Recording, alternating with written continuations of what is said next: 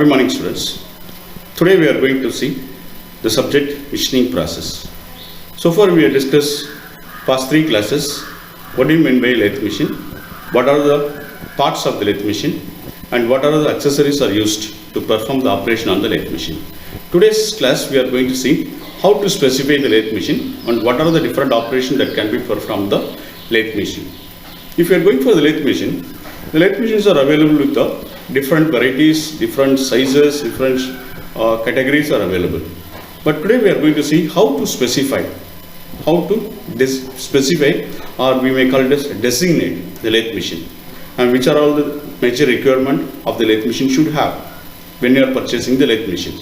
Those things is what we call it as the specification of the lathe machine. It depends on what are the jobs we are using on that particular machine, depending on the jobs, depending on the nature of the work we are purchasing the lathe machine. How to purchase? If you want to purchase the lathe, these are all the specifications. Requirements are sent to the purchaser, right? For the company we are sending. So those things is what we call this the specification of the lathe machine. We will see one by one what is the specification. Specification and designation both are same meaning. Both are having the same meaning. So how to specify the lathe machine? If you want to buy the lathe machine, first we should know what is the swing over the bed. Swing over the bed. Bed means the center will be there, the bed will be there. So how much will the swing over length? Swing over length. That is the maximum diameter or the radius. The maximum radius of the workpiece that can be held on the workpiece is what we call it as swing over diameter. And what is the swing over the gauge? So the center will be there. Then after that, if you are coming some distance, there will be a garage. There will be a garage will be there. The garage is fixed on the lathe machine. So because of that, some distance will be reduced between the centers and the garage. So how much is maximum that can be fixed in between the centers and the garage? Swing over the garage. Swing over the garage.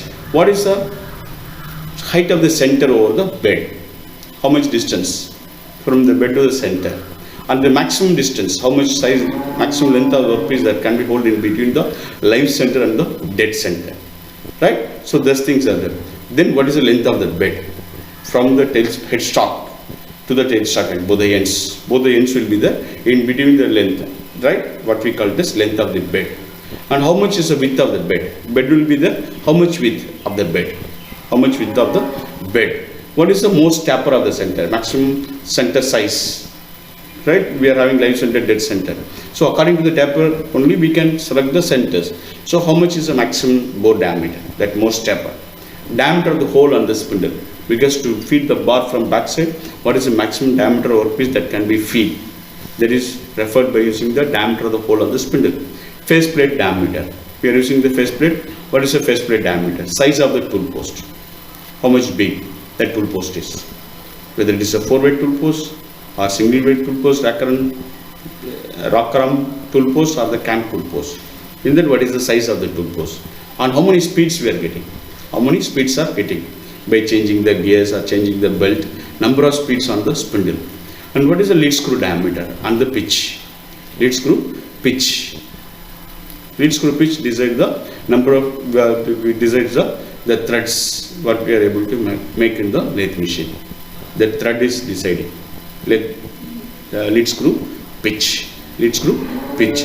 Size of the electrical motor, what big it is, and what are the different pitch ranges we can cut. Threaded can be cut on the particular lathe machine. So swing over bed, maximum swing over the garage, height of the center to the bed, maximum distance between the centers, and width of the bed, length of the bed, most taper, and diameter of the hole on the spindle, faceplate diameter, size of the tool post, number of spindle speeds, lead screw diameter, size of the electric motor, pitch range of the threads that can be cut on that. Different pitch ranges. We can start from 1 mm pitch to 5 mm or 6 mm pitches if you are going for the square threads. Even if you go for 5 mm pitch also. 5 mm pitch also. The pitch is nothing but the thread we are measuring in between two upper ends or between upper crust or between the two lower crust. This is going to be a crust, right, at the lower. This is going to be an upper crust. This is the first crust, means this is the second crust. So what is the distance between these two is what we call as pitch. Or if we are having this these things, if you are having this lowest part, what is the distance between this and this? In between these two lower parts, or between two upper parts. That is what we call it as a pitch. What we call it as a pitch. So next is, this is what the designation. This L2 is the distance between the centers. This height is the distance between the center and the bed. This is going to mean, L1 is going to mean length of the bed. Length of the bed, measure. 3 are specified. 3 are specified here. So next one, we'll see what are the operations that can be performed on the lathe machine. Because we already said the lathe is the father of all the machine. So we can perform many number of operations on the lathe machine. Many number of operations. All the operations, even whatever may be the milling of whatever machine, shaping. We start with the shaping machine, we can do the shaping operation lathe machine. Drilling machine is there, so we can perform the drilling operation lathe machine. Milling machine is there, we are performing the milling operation in the lathe machine. Drilling, milling, grinding, boring, reaming. So separate machines are there, but all the operations can be performed on the lathe machine itself by using the special attachment or by directly. Or by special attachment or using the special tools, we can perform the same of all the operations in the lathe machine. That's why the lathe is called it as a father of all the machines. Father of all the machines. What are the ways there can be? So the job is held right? Job is held and driven by the chuck, by rotating by using the chuck, right? And end support by in between the headstock and tailstock, you can perform. Or by using the driving dogs or the catch plates, we can hold. These are all the holding mechanism. Job is held on the mantles. We see in the mantles, the internal holes will be fixed, so outer side workpieces can be performed. So if it is a mantle, we need the garage as well as drive plates. We need the drive plates or what we call the catch plates. Job is held on the chuck or the face plate of an angle plate. By using the angle plate also, because there is a face plate. So these are all the holding. I am saying how the work was holding here. Right, being what we call it as jobs are supported and driven by any one of the following methods. By fixing this, I can perform different operations on the lathe machine. The first and foremost operation is what we call it as plane turning. What we call it as a plane turning operation. So this is the basic principle of operation. The workpiece is held in between the centers. Right. Once if you are rotating start the motor, that live center, headstock center, live center is rotate. The workpiece is rotates. The tool is fed against the workpiece. So the metal is removed in the form of the chips. That is a basic operation of the lathe machine. Basic operation of the lathe machine. So what is the first operations? What are the operations can be performed on the lathe machine? See the straight turning, shoulder turning, taper turning, chamfering, eccentric, thread cutting, facing, forming, filing, polishing, grooving, knurling, spinning and spring winding. So we can perform 14 different operations on the lathe machine. Minimum. We can do more than that also in the lathe machine. Right? First we will see what is meant by your undercutting or potting off. Right? So by using the holding the workpiece on the face plate or by the angle plate, we are performing these are all the operations: undercutting, potting up, internal thread cutting, drilling, reaming, boring, counter boring, taper boring and tapping. By fixing the workpiece on the face plate and the angle plate. Face plate or the angle plate. Then we will see one by one the major operation that can be performed on the lathe machine. So previously we see these are all operations by holding the workpiece on the chuck or the face plate or an angle plate. These are all the operations that can be performed. These are all the operations that can be performed on the lathe workpiece by using the lathe machine. But if we see the major operations, what are the generally what we are performing in the general schools or the colleges or the institutions, we will see those operations. So first operation is going to be a facing operation. For any job, if you want to start the operation, first we have to perform the facing operation. We have to do the facing operation. This operation is what so called as straightening operation or the correction operation. Correction operation. It is essential for almost for all the works. It is essential for almost all the works. This is must. This operation is must for all the workpieces. The workpiece held on the chuck. It will be held on the chuck. And the facing tool is fed. Facing tool. This is a facing tool. Is fed towards the center. From the center. Or it can be taken from the center to outside. Center to the outside. For this purpose, I am using the cross line. I am using the cross line. By using the cross line, the depth is given. So if you are doing that, this surface may not be regular because of the cutting. The job is cut by using this bandsaw or hacksaw, these things. This will not be a straight surface. That can be finished straight. So for that purpose, I am using this phasing operation. Phasing operation is essential for all the work. In this operation, work is held on the chuck. The phasing tool is fed from the center of the workpiece towards the outer, or from the outer to the center. The length of the workpiece is reduced. So if you are reducing these things, what will happen? This overall length will get reduced little bit. So this, if you want to reduce the length, I have to do the phasing operation. Next operation is going to be a plane turning.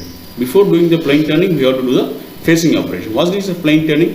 It is very simple. It is to reduce the diameter of the workpiece. The tool is moving in the longitudinal direction. This operation is removing the excess amount of material from the work surface. On the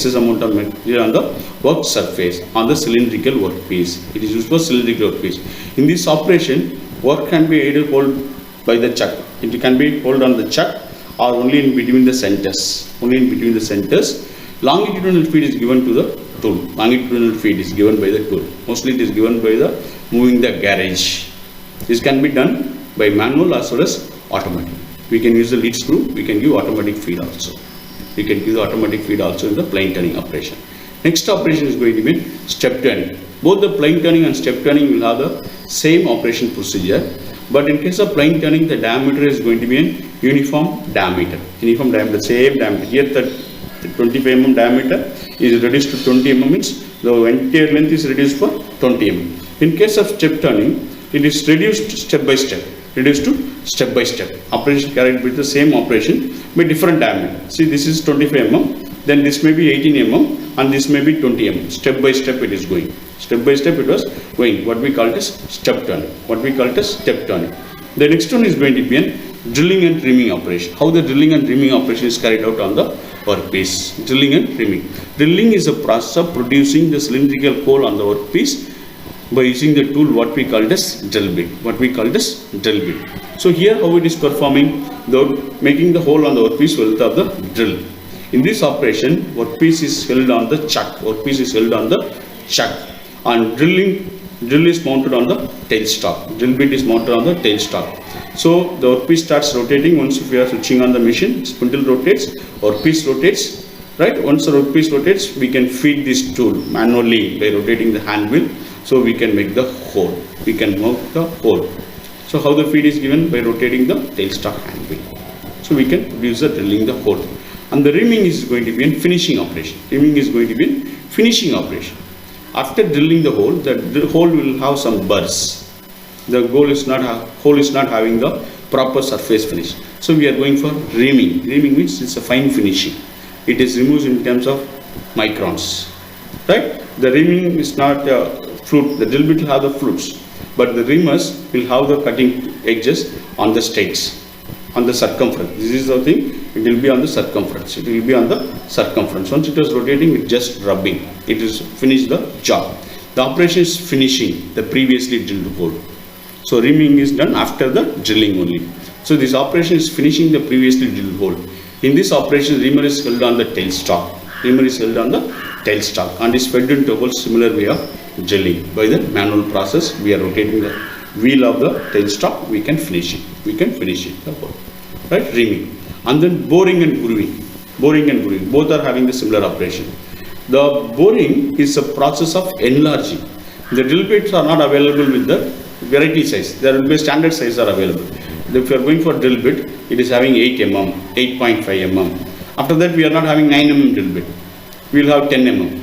Then we will have 10 mm, 10.5 mm. Then no 11 mm drill bit, 12 mm. Those are all standard sizes of the drill bits. So suppose you are drilling the hole of 20 mm, but the required hole size is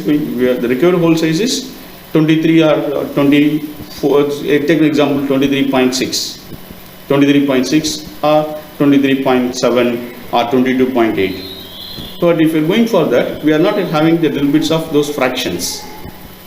What we can do is, first we can do the drilling for 20 mm. After 20 mm, we will go for boring. So boring means is enlarging already drilled hole. So 20 mm drill has to be done first. Then after 20 mm we can use a boring tool. We are enlarging that size to 23.4 or 23.6. 3.6 we can remove by using the drilling process. So drilling is the enlarging process. The drilling is done, so the boring is done after the drilling process. Drilling is a process of producing a hole. Boring is the process of enlarging already drilled hole. So before boring what we need? We need the drilling. The operation of enlarging the hole of already made in the workpiece, that is made by the drilling operation. In this operation, the boring tool is mounted on the tool post, rigidly mounted on the tool post and fed by the hand, fed by using the hand or by the power, by the moving the garage, similar way of the turning, like a longitudinal movement. So we can remove the metals, we can remove enlarging the hole. The grooving is like a parting off. The groove means it is a deep, long reduction in the diameter, deep groove. See that this operation reducing diameter of workpiece over the narrow surface, narrow gap. It is not the larger one. It is only, if it is workpiece is size this much big, so we are taking only the narrow, or we call it as a narrow surface. This operation tool approach the shape is fed into the revolving workpiece to the desired depth, right angle to the center line of the workpiece. So this is going to be a center line of the workpiece. So they see this grooving tool, exact shape of the groove what we need. That means size is going fed into directly into the workpiece. So we are reducing the diameter more.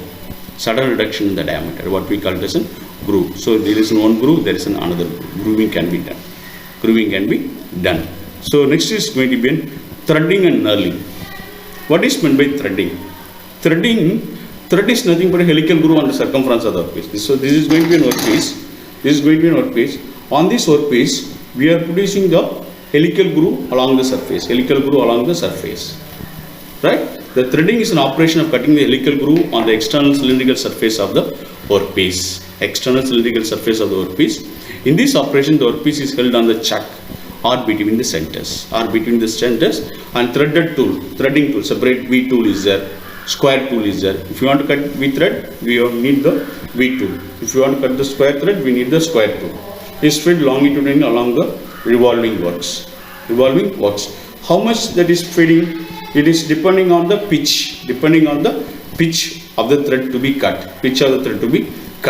The knurling operations provide. Next is knurling. Knurling operations provide knurled surface on the workpiece. Knurled surface means rough surface.